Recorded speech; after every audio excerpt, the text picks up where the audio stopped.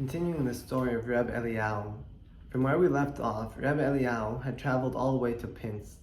He was disguised as a simple traveler, a beggar, and he stayed at the Achnasas Orchim house, a house designated for guests, travelers that came through the city. And while he was able to disguise himself and conceal his identity in many ways, the one thing he was unable to conceal was the glow of his face. No matter where he went, people knew there was something special about this man, that he was a Torah scholar. Back in those days, people knew that it was the way of tzaddikim to travel around and be disguised.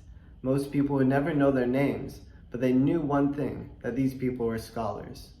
So as soon as Reb Eliyahu had arrived in Pinsk, word spread immediately. And the Rav of the city, whose name was Rav Naftali Katz, was immediately alerted that there's a very big lamdan, a very big scholar in their midst. So he sent two of his top students to go and assess if this man was really as the rumors were, if he really was as great as they said. And sure enough, these students went, and after a few moments of speaking with Reb Eliyahu, discovered that sure enough, this man is the real deal, and he's surely something unique in the generation. They went and told their rabbi, and back then the way the culture worked was there was a lot of honor and respect shown to these Torah scholars. So the Rav organized for Reb Eliyahu to stay in the house of a very prominent member of the city. The house was flooded with people constantly, people desiring so much to hear every word that Reb Eliyahu had to say.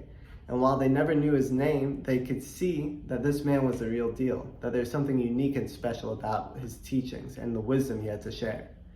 After about 3 weeks of being in Pinsk, Reb Eliyahu had really made a name for himself. And slowly, all the Roshei Yeshiva and the students started flocking to him. At this point, they invited him if he wanted to go and speak in one of the 3 main yeshivas of Pinsk. And he acquiesced, he went and he spoke there. But he allowed the Rosh Yeshiva to give his lecture first, so that he could see how he spoke and how he interacted with the community. Afterwards, he went up and he dazzled everyone, both the young and the old, with his wisdom and his teachings. After about 2 years of being in Pinsk, many of the students in the yeshivas, those 3 main yeshivas in Pinsk, started flocking to Reb Eliyahu. What he had done was, after 3 weeks, he had rented his own apartment. And now he was able to give shiurim by himself. As he was able to give shiurim by himself, many of the students started leaving the yeshivas and going to his house and learning there.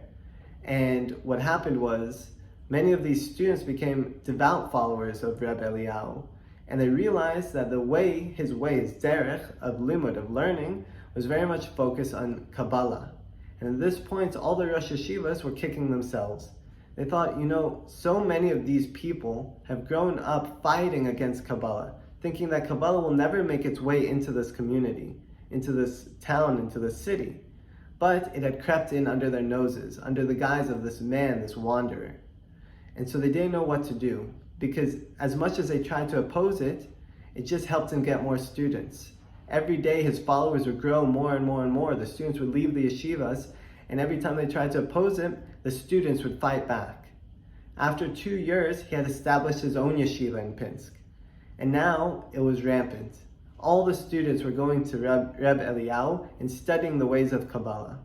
After 2 years, after he had established his yeshiva there in Pinsk, he made a small group of devout followers, a group of 50 young men who he trained and taught personally and intensely in the ways of Kabbalah.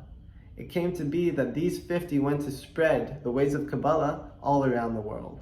And we'll continue with the story next time.